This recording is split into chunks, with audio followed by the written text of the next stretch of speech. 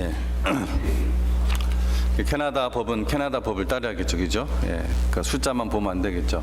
하나님 나라의 법은 하나님 나라의 법을 따라야 됩니다. 하나님 나라의 원리로 우리가 살아야 되는 줄로 믿습니다. 그래서 유전 영적인 빈익빈 부익부, 이것은 성경적인 것인데 그 말씀에 이어서 오늘은 특별히 그 결론 부분인 어떻게 들을까 스스로 삼가라, take care how you listen, listen carefully, 이런 의미입니다. 그래서 오늘 메시지는 누가복음 8장 4절에서 18절에 나왔던 그 네 가지 흙의 비유에 대한 그 2주 전 메시지의 그 결론이자, 그러니까 중요하겠죠, 그 메시지의 결론이자 그 결론에 따른 우리 교회의 실천적 적용을 함께 나누려고 하는 것입니다. 그래서 2주 전에 제가 말씀드린 요점은 이 비유와 예수님이 직접 해주셨던 이 비유와 예수님의 이 해석이 설교가 아닌 듣기에 관한 것이다, 이 메시지, 이게 요점이었어요. 설교에 관한 것이 아니라 듣기에 관한 것이다. 제가 왜 그렇게 말하는지 본문을 통해서 여러분 살펴보겠습니다. 잘 여러분 들어보시기 바랍니다. 비유의 이 마지막 4절에서 8절의 이제 비유 말씀이죠. 그 마지막 8절에서 예수님 뭐라고 말씀하십니까? 들을 귀 있는 자는 들을지어다. 들을 귀 있는 자는 들을지어다 말씀하십니다. 이것이 듣기에 대한 첫 번째 언급입니다. 이것이 듣기에 대한 첫 번째 언급이에요. 귀는 있지만 들을 귀가 없는 사람이 있다는 것을 경고하는 것입니다. 그래서 예수님의 음성에는 사실 매우 긴박함, 비장함이 있습니다. 너희는 가만히 있는 것이 아니라 듣는 귀를 얻도록 주의하라. 9절에서 제자들은 예수님께 네 가지 흙의 비유가 무엇을 의미하는지 그것을 묻습니다. 예수님은 어떤 말씀을 인용하셨다고요? 이사야서 6장 9절에서 10절 말씀을 인용을 하시면서 이것을 설명을 하십니다, 제자들에게. 근데 이사야서 6장 9절에서 10절 말씀은 매우 충격적인 말씀이에요. 제가 읽어드리도록 하겠습니다. 여호와께서 이르시되 가서 이 백성에게 이르기를 너희가 듣기는 들어도 깨닫지 못할 것이요 보기는 보아도 알지 못하리라 하여. 근데 이런 현상이 일어나는 이유가 무엇이냐? 10절에 이 백성의 마음을 둔하게 하며 그들의 귀가 막히고 그들의 눈이 감기게 하라. 하나님께서 그렇게 하게 하겠다는 거예요. 염려하건대 그들의 눈이 보고 그들이 눈으로 보고 귀로 듣고 마음으로 깨닫고 다시 돌아와 고침을 받을까 하노라. 하나님께서 옷을 열어주고 하나님께서 들려주고 깨닫게 해주셔야 될 것 같은데 오히려 하나님이 염려하건대 그들이 눈으로 보고 귀로 듣고 마음으로 깨닫고 다시 돌아와 고침을 받을까 하노라. 하나님이 이렇게 이사야에게 명령을 하십니다. 귀가 달려있지만 선포되는 말씀을 들으려 하지 않는 그런 마음을 가진 자들이 이제는 들어도 깨닫지 못하게 해서 심판하시겠다는 이사야서의 아주 충격적인 말씀을 예수님이 인용하신 거예요. 예수님이 이 말씀을 인용하시면서 제자들에게 이렇게 말씀하셨던 것입니다. 10절에 하나님 나라의 비밀을 아는 것이 너희에게는, 즉 주님을 따르는 그 제자들에게는 허락되었으나 다른 사람에게는 비유로 하나니 이는 그들로 보아도 보지 못하고 들어도 깨닫지 못하게 하려 함이라. 예수님이 그렇게 말씀하십니다. 이것은 듣는 것에 대한 이제 두 번째 언급입니다. 예수님께서 비유를 사용하시는 이유는 여러 가지 이유가 있지만 그 중에서도 특정 사람들을 어둠에 가둬놓기 위해서입니다. 매우 충격적이죠. 지난주에 저는 이것이 일종의 심판이라고 말씀을 드렸습니다. 하나님께서는 그들을 마음의 어둠에 넘겨주셨습니다. 그들은 듣지 않았습니다. 이들은 들을 귀가 없는 사람들입니다. 그런 다음 11절에서 예수님은 이 비유에서 뿌려진 씨앗이 하나님의 말씀이라고 말씀을 하셨습니다. 그래서 이것은 설교이지만 설교가 문제가 아닙니다. 문제는 듣는 것입니다. 우리는 각 토양에서 이것을 볼 수가 있어요. 12절에서 15절 이곳에서 각 토양은 다른 종류의 듣기로 묘사됩니다. 우리는 2주 전에 듣는 것이 언급되는 이 각 구절들을 살펴보았습니다. 12절은 뭡니까? 사탄이 그 말씀을 뺏어가 버립니다. 13절은 시련이 올 때 지탱할 말씀의 뿌리가 없는 듣기입니다. 14절은 염려와 재물과 향락에 그 말씀의 기운이 막히는 듣기입니다. 마지막으로 15절은 우리 한번 같이 읽어보도록 하겠습니다.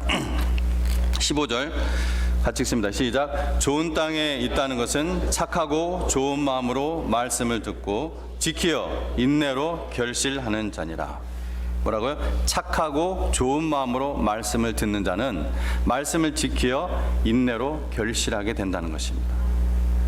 문제는 어떤 자세로 듣느냐입니다. 여러분은 하나님의 말씀이 선포될 때 어떻게 듣고 있습니까? 그런 다음 본문 18절에서 이 듣기에 대한 마지막 언급을 보았었습니다. 함께 읽겠습니다. 이것도 시작. 그러므로 너희가 어떻게 들을까 스스로 삼가라.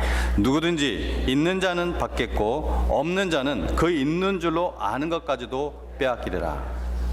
이 말씀이 바로 영적인 빈익빈 부익부 원리죠. 들을 귀가 있고 착하고 좋은 마음이 있다면은 이해력이 하나님으로부터 주어져서 그 열매가 맺어지는 삶이 주어진다는 것입니다. 그러나 들을 귀가 없고 좋은 토양이 없다면은 12절에서 마귀가 씨를 빼앗고 13절에서 시련이 씨를 빼앗고 또 14절에서는 염려와 재물과 향락이 씨를 빼앗는 것처럼 여러분이 가지고 있다고, 내가 지금 영적으로 무언가 가지고 있다고 생각하는 것조차 빼앗긴다는 거예요. 이게 18절 말씀이에요. 그러니 여러분이 어떻게 들을지 주의하라. Take care how you listen. 예수님은 12절에서는요, 이 구원이 듣는 것에 달려있다고까지 말씀을 하십니다.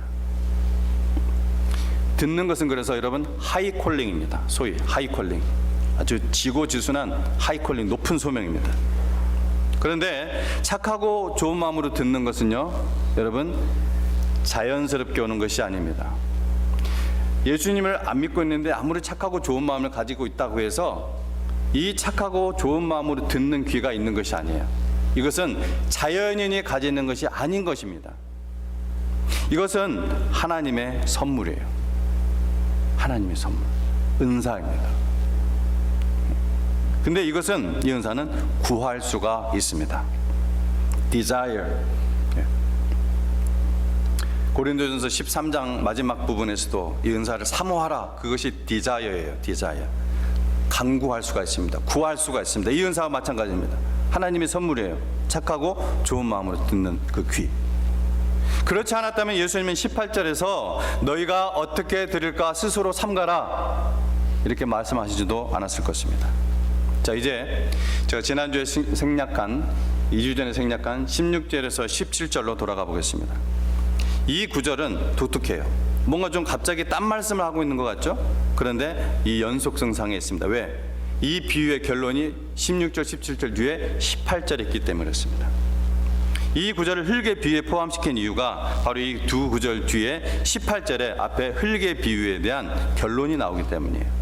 그래서 누가는 이 구절들을 흙의 비유와 함께 포함시켰습니다. 오늘 이것을 우리가 잘 깨달을 필요가 있습니다. 사실 그는 이 두 구절에서 비유에 대한 결론을 직접적으로 우리가 그리스도인이라면 유추할 수 있게 합니다. 우리가 자꾸 이 16절 17절을 따로 뜯어가지고서 메시지를 전한다든지 따로 이것을 적용시키려고 하니까 이게 따로 국밥으로 자꾸 생각을 하는데 연결된 부분이에요.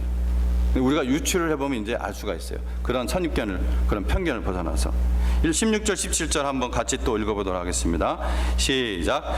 누구든지 등불을 켜서 그스로 덮거나 평상 아래에 두지 아니하고 등경 위에 두나니 이는 들어가는 자들로 그 빛을 보게 하려 함이라. 숨은 것이 장차 드러나지 아니할 것이 없고 감추인 것이 장차 알려지고 나타나지 않을 것이 없느니라. 자, 이 말씀으로 예수님은 적어도 두 가지 일을 하십니다. 열매와 그리고 빛. 열매 그리고 첫 번째 열매 그리고 자, 예수님은 15절의 열매 결실 이야기를 하시죠. 15절의 열매가 바로 이 16절의 빛이라고 선언하는 것입니다. 그리고 이 빛은 사람들이 하나님 나라에 들어오는 그 길을 볼 수 있도록 해주는 것입니다. 그래서 예수님은 이 열매라는 이미지에서 15절, 그 다음에 빛이라는 이미지로 그 이미지를 바꾸고 계십니다. 같은 설명을 하기 위해서, 같은 주제를 얘기하기 위해서.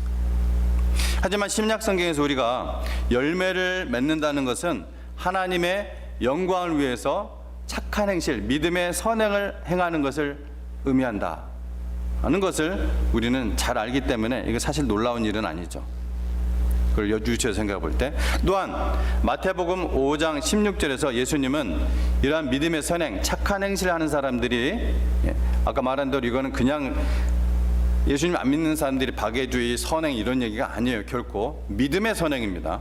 믿음의 선행, 하나님 주시는 그 힘으로 하는 거. 믿음의 선행을 하는 사람들이, 이 믿음의 선행하는 사람들이 천국에 들어가는 데 도움이 되는 빛이라고 말씀하셨음을 알고 있어요. 자, 무슨 말씀이냐면, 제가 한번 여러분 이 말씀을 제가 마태복음 5장 16절 읽어드릴게요. 이같이 너희 빛이 사람 앞에 비치게 하여 그들로 너희 착한 행실을 보고 하늘에 계신 너희 아버지께 영광을 돌리게 하라.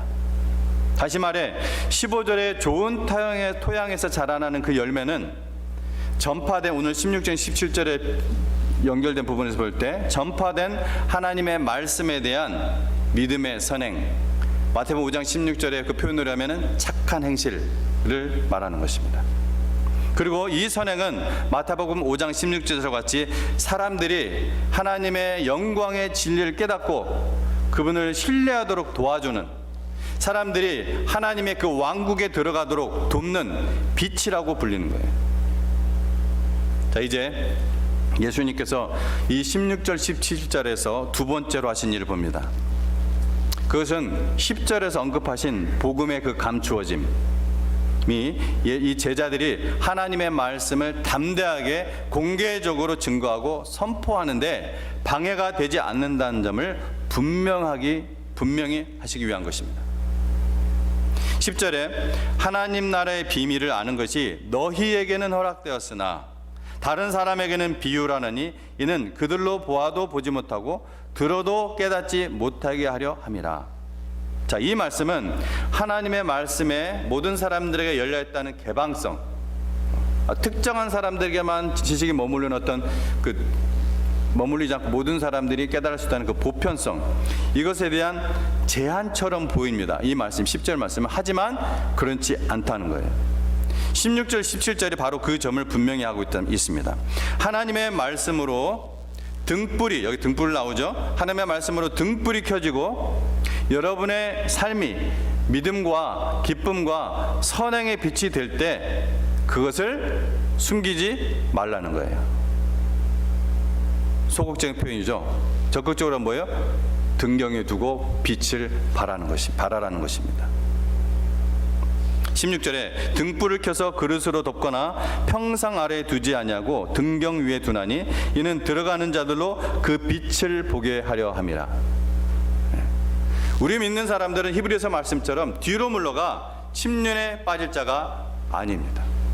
우리는 평상 아래나 등경 아래에 우리의 믿음의 삶 감추고 숨기는 것이 아니라 등경 위에 두어서 그리스도인다운 삶, 착한 행실, 이것을 드러내는 것이, 그것을 통해서 그 영광을 바라보고 하나님을 믿지 않은 사람들이 하나님의 영광을 깨닫고 하나님의 왕국으로 들어가는 빛이 되게 하라는 것입니다. 예수님이 지상에 살면서 이것이 한 계절 동안은 숨겨져 있을 수 있다. 왜? 하나님께서 듣기는 들어도 듣지 못하고 보아도 보지 못하는 그런 일들을 하세요. 왜? 하나님의 말씀을 착하고 좋은 마음으로 받지 않을 때 하나님께서 심판적 의미에서 그렇게 하십니다. 자기의 고집과 자기의 쓴뿌리 속에서 하나님의 말씀을 그렇게 듣지 않을 때 하나님께서 하나님의 모든 것을 아시니까 우리는 판단할 수 없죠. 하나님께서 막아버리세요. 그런데 뭐라는 거예요? 그런 것들이 드러나지 아니할 것이 없다. 반드시 그것이 드러날 때가 있다. 반드시 하나님의 이 놀라운 말씀이 온 천하에 알려질 때가 있다. 감추인 것이 장차 알려지고 나타나지 않을 것이 없느니라. 그 말씀이에요. 여러분은 제가 여러분에게 주는 말씀 선포제 말씀을 널리 받아서 널리 알려야 될 책임이 있습니다. 그 말씀이에요. 예수님께서 마태복음 10장 27절에 내가 너희에게 어두운 데서 이르는 것을 광명한 데서 말하며 너희가 귓속말로 듣는 것을 집 위에서 전파하라. 이 말씀이 아까 16절 말씀과 비슷한 거예요. 17절 말씀과 이렇게 말씀하셨던 것입니다.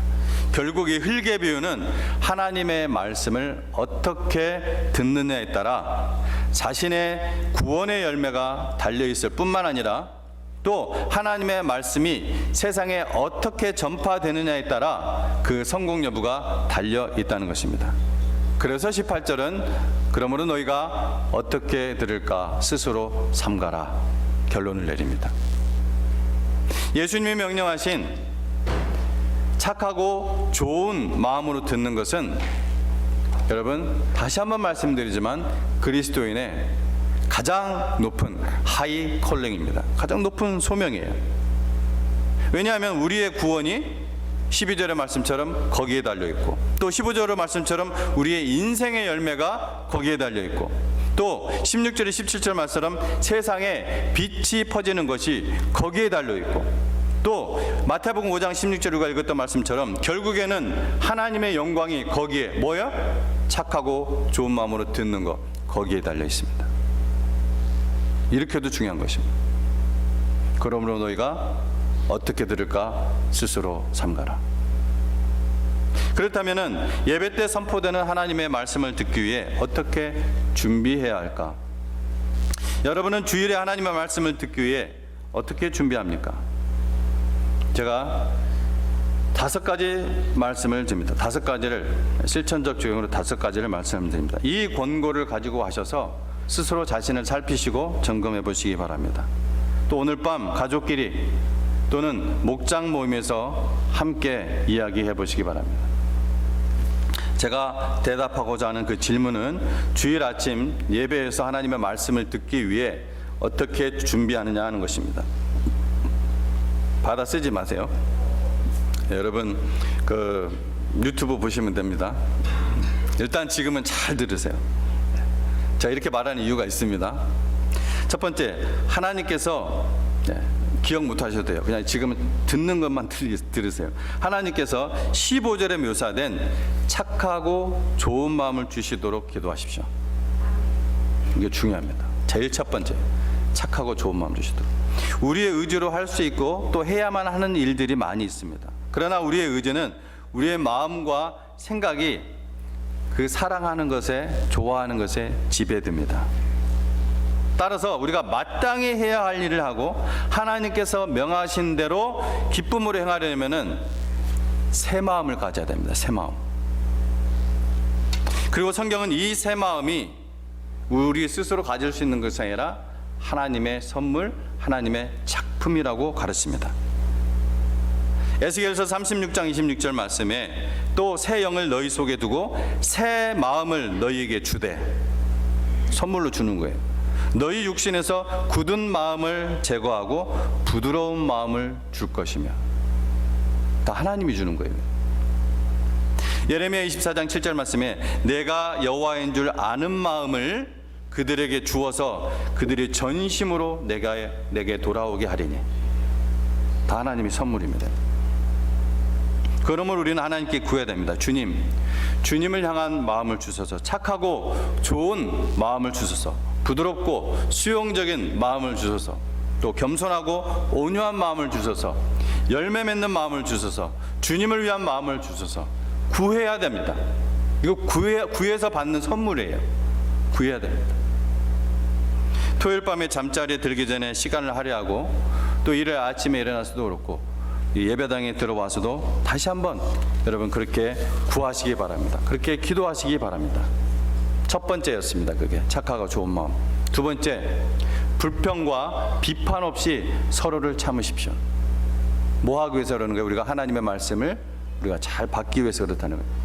불평과 비판 없이 서로를 참으십시오.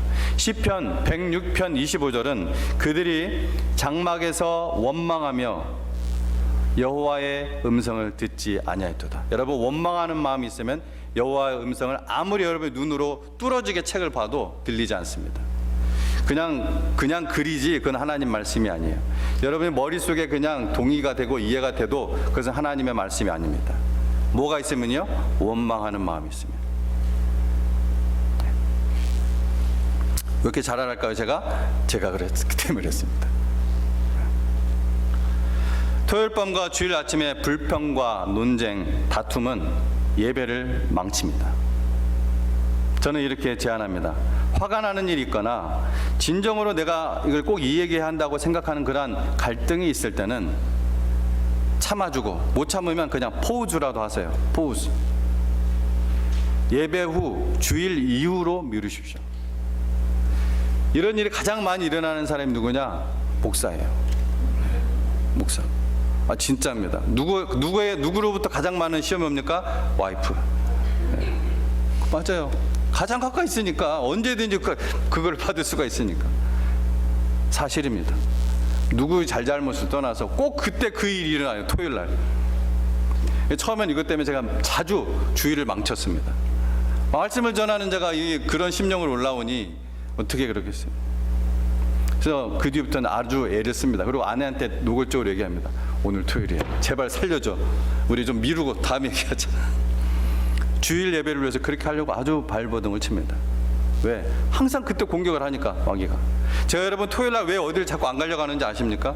그런 일이 일어나기 때문에 그래요. 제 마음에 여러 가지 복잡한 생각들 일어나가기 때문에 그렇습니다. 토요일 밤이나 이런 일요일 아침에 그 불 속에 뛰어들지 마십시오. 그리고 예배 올 때 아무 문제가 없는 것처럼 위선자처럼 오지 마십시오. 우리 모두는 문제가 있습니다. 저를 비롯해서 문제가 있어요. 마음에 무언가가 문제가 있습니다. 이렇게 말하세요. 주님, 제 눈에 티끌을 보여주세요. 저를 겸손하게 하시고 깨끗하게 하시고 지금보다 더 그리스도를 닮은 방식으로 이 문제를 다루는 방법을 알 수 있도록 저에게 보여주십시오. 저 사람 눈이 티끌을 좀 보게 해주세요. 그렇게 하지 마시고 제 눈에 티끌을 보여주세요. 이렇게 하시라고요. 지금 이런 말씀을 듣는 순간도 자꾸 누구가 생각이 나면 벌써 틀린 거예요. 하나님의 말씀과 예배에 비추어 얼마나 많은 위기가 변화되고 얼마나 많은 그 감동이 여러분 찬양 부를 때부터 시작되는지 여러분 놀라실 겁니다. 그 다음 세 번째, 온유한 배움의 정신으로 임하십시오. 여러분이 많이 안다고 할지라도 온유한 배움의 정신으로 임하십시오. 야고보는요, 마음에 심어진 말씀을 온유함으로 받으라 얘기를 했습니다. 온유함으로 받으라. 야고보서 1장 21절이에요. 우리가 배울 수 있는 것이 아무것도 없고 내가 얻을 수 있는 유익이 없다고, 그러한 내 마음에 그런 칩을 받고 내 머리에 그런 칩을 받고 온다면은 여러분 결코 좋은 열매를 맺을 수가 없어요. 결코. 그러나 우리가 하나님의 말씀 앞에 겸손하면 말씀을 듣고 성장하고 열매를 맺을 것입니다. 반드시 그렇습니다. 말씀을 설교를 할 때는 들으세요. 다른 거 보지 마시고. 그래서 제가 여러분 폰으로 성경책 예배 드릴 때는 보지 마십시오 하는 얘기예요. 성경책을 보라고 자꾸 하는 얘기입니다. 네 번째입니다. 예배당에 들어오면 고요한 마음으로 모든 주의와 애정을 하나님께 쏟으십시오. 저는 우리가 예배당에 들어올 때 하나님을 살피며 들어오고 이제 예배를 드린 후 예배당을 나갈 때 사람들을 살피며 나가라고 권하고 싶습니다. 즉 조용히 와서 기도와 묵상 속에서 하나님을 먼저 열심히 추구하는 것입니다. 예배를 드린 후에는 다른 사람들에게 환영과 환한 얼굴과 사랑을 베풀면서 세상의 위험을 감수하는 파송받은 자의 마음으로 나가십시오. 내가 도저히 내가 환한 얼굴을 보여줄 수가 없어. 그러면 가면을 쓰십시오. 가면이라도 쓰십시오. 이게 제 제시입니다. 아주 실천적인 거예요. 여러분, 사랑이란 무엇입니까? 내 감정을 따라가는 것이 아닙니다. 사랑이란 상대방의 필요를 채우는 것입니다. 내 감정은 미워. 그러나 가면을 쓰십시오. 그것이 여러분 감정까지 회복되는 첫 번째 단추입니다. 이것이 바로 하나님 말씀에 순종하는 자세입니다. 제 말씀을 잘 이해하시겠습니까? 경험이 없으신가요? 봐요. 그래서 우리 전주극이 마치 이제 음악으로 따진다면 전주극에서는 하나님을 적극적으로 추구하고 후주극에서는 방문객을 적극적으로 추구한다면 우리는 불친절한 교회가 되지 않을 것입니다. 아주 친절과 사랑이 넘치는 그런 교회가 될 것입니다. 앞으로 여러분은 이렇게 하시겠습니까? 아멘? 예. 아멘? 예.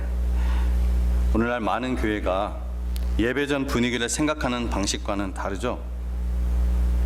많은 사람들은 예배가 생동감과 친근함을 의미하기 때문에 북적북적할수록 시끄러울수록 좋다고 생각합니다. 오늘날 정말 여러분, 교회사를 아는 사람들은 그렇게 얘기 안 합니다. 교회사를 아시는 분들, 그리고 예전에 그 부흥의 끝물을 맛보았던 분들은 그렇지 않을 거예요. 하나님께서 이 교회에 여러분 놀라운 각성과 부흥을 주셨을 때는 오히려 반대였습니다. 이렇지가 않았어요. 예배당에 딱 들어오면은 여러분 침묵의 인사와 환영의 얼굴만 나누시고 하나님의 거룩함과 이 경이로움이라는 거대한 무언가를 여러분 망각하지 마십시오. 우리의 삶에서 우리가 함께 하나님과 그분의 그 위대하심을 만나는 것에 대해 정말 피를 흘리며 진지하게 생각하는 시간은 거의 없습니다. 주일 아침이 그런 시간이 되도록 하라는 이야기입니다. 너희는 가만히 있어 내가 하나님됨을 알지다. Be still. 고요하십시오. 예배당에 들으면 Be still and know what I am God. 다음 주부터 예배 직전에 해봅시다. 침묵이 흐르지만 하나님의 영광을 향한 조용한 열정의 힘으로 이 방이 울려 퍼지게 하세요. 여러분, 무관심의 침묵과 열정의 침묵은 전혀 다른 것입니다. 무슨 말씀인지 아시겠어요? 전혀 달라요. 기도하고 설교할 본문의 이 성경을 펴놓고 묵상하고 하나님을 열심히 따라가세요. 마지막 5번째입니다. 예배가 시작되면은 찬양하고 기도하고 설교하는 내용을 진지하게 생각하십시오. 먼저 찬양. 여러분, 마음으로만 찬양하지 마십시오. 성경에 그런 말 없습니다. 여러분이 발성을 못한다면은 모르겠지만 소리 낼 수 있잖아요. 여러분 입술과 여러분 혀와 여러분의 마음으로 전심을 다하여 찬양하시기 바랍니다.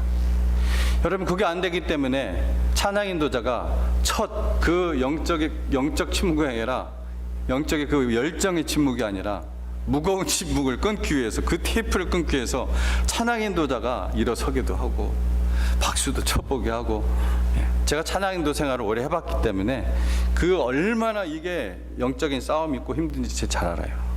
근데 우리는 온 성도가 그럴 필요 없이 하나님 앞에서 우리의 입술과 혀와 손과 전심을 다하여 찬양을 한다면 이 예배당의 자리가 얼마나 달라지겠습니까?